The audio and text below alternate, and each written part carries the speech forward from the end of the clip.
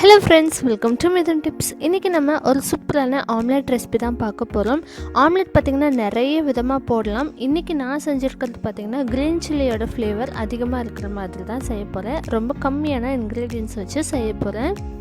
வீடியோக்குள்ள போகிறதுக்கு முன்னாடி நம்ம சேனலை இன்னும் நீங்க சப்ஸ்கிரைப் பண்ணலனா மறக்காம கீழ இருக்க ரெட் பட்டன் பிரஸ் பண்ணிக்கோங்க. அப்படியே பக்கத்துல இருக்க பெல் ஐகானும் பிரஸ் பண்ணிக்கோங்க. சோ இப்போ செய்ய ஆரம்பிச்சிடலாம். 2 ஆம்லெட்க்கு தேவையான அளவுக்கான ingredients எல்லாம் பார்த்துலாம். ஒரு பெரிய வெங்காயம் ஃபைன் சாப் பண்ணது, மிளகாய் பாத்தீங்கன்னா உங்க காரத்துக்கு தகுந்த மாதிரி சேர்த்திக்கோங்க. ஆனா வந்துட்டு பச்சை மிளகாயோட ஃப்ளேவர் ஜாஸ்தியா இருக்கணும்ங்கிறதுக்காக கொஞ்சம் பிஞ்சான மிளகாய் எடுத்துட்டா கூட நீங்க கடிச்சு சாப்பிடும்போது பெருசா காரம் இருக்காது. அட் தி சேம் டைம் உங்களுக்கு வந்துட்டு நல்லா அதோட ஃப்ளேவரும் கிடைக்கும்.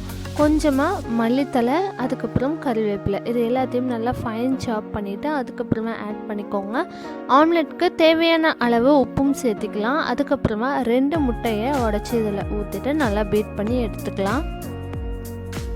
எந்த அளவுக்கு இதை நல்லா பீட் பண்ணுறீங்களோ அந்த அளவுக்கு உங்களுக்கு நல்லா ஃப்ளஃபியாகவும் நல்ல ஒரு சாஃப்ட்னஸோடவும் நம்மளுக்கு வந்துட்டு ஆம்லெட் கிடைக்கும். ஸோ இப்போ 2 முட்டையும் இதில் ஆட் பண்ணிவிட்டு நல்லா பீட் பண்ணிடலாம்.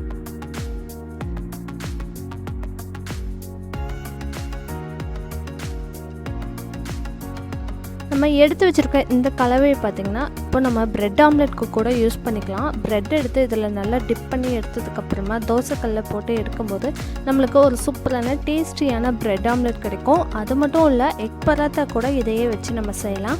இப்போது சப்பாத்தி பார்த்திங்கன்னா பாதி அளவுக்கு வெந்ததுக்கப்புறமா நம்ம பீட் பண்ணி வச்சுருக்கிறதுல அதை வந்துட்டு நல்லா ஸ்ப்ரெட் பண்ணி விட்டுட்டு நம்ம வந்து சூப்பரான ஒரு எக் பராத்தா கூட சுற்றி எடுக்கலாம்.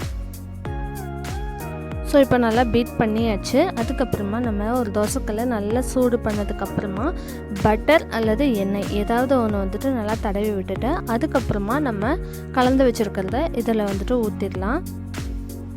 இதை ஊற்றுனதுக்கப்புறமா அதை நல்லா ஸ்ப்ரெட் பண்ணி விட வேண்டாம். எப்படி ஊற்றுனமோ அதே அளவுக்கு அப்படியே இருக்கட்டும். இது வந்துட்டு கொஞ்சம் கெட்டியாக இருந்தால் தான் உங்களுக்கு நல்ல சாஃப்ட்னஸ் வந்துட்டு கிடைக்கும். ஸோ அப்படியே விட்டுருங்க. அதுக்கப்புறமா மேலே கொஞ்சமாக வந்துட்டு எண்ணெய் விட்டுறலாம். இதை அப்படியே 1 நிமிஷம் விட்டுட்டோம் அப்படிங்கும்போது கீழ்ப்பகுதி நல்லா வந்துட்டு வெந்திருக்கும். அதுக்கப்புறமா நம்ம திருப்பி போட்டுட்டு ஒரு 10 செகண்ட்ஸ் மட்டும் விட்டுட்டு அதுக்கப்புறமா அதை எடுத்து அப்படியே சர்வ் பண்ணிடலாம். இது ரொம்ப நேரம் பார்த்திங்கன்னா குக் ஆச்சு அப்படிங்கும்போது உங்களுக்கு அதோட சாஃப்ட்னஸ் வந்துட்டு போயிடும். ஸோ இதை திருப்பி போட்டு ஒரு 10 to 15 செகண்ட்ஸ்லேயே வந்துட்டு நம்ம எடுத்து சர்வ் பண்ணிடலாம். இது கூட வந்துட்டு நம்ம விருப்பப்பட்ட பெப்பர் பவுடர் வந்து ஃபைனலாக மேலாப்பில் வந்து தூவி விட்டுக்கலாம். ஸோ அவ்வளோதான், ரொம்ப சிம்பிள். ஆனால் ரொம்பவே டேஸ்டியாக இருக்கும். நம்ம அதிகமாக எந்த இன்க்ரீடியன்ஸும் ஆட் பண்ணல. பட் அந்த க்ரீன் சில்லி, அதுக்கப்புறம் கறி லீவ்ஸ், கொரியாண்டர் லீவ்ஸ், இதோட வாசனையே பார்த்திங்கன்னா ரொம்பவே நல்லாயிருக்கும். ஸோ காரம் நல்லா ஸ்பைஸியாக சாப்பிடுவீங்க அப்படிங்கிறவங்க நல்லா காரமான மிளகாயே கூட நீங்கள் சேர்த்திக்கலாம். ஸோ இந்த ரெசிபி உங்களுக்கு பிடிச்சிருந்தா லைக், ஷேர் அண்ட் கமெண்ட் பண்ணுங்கள். மறக்காமல் சப்ஸ்கிரைப் பண்ணிக்கோங்க.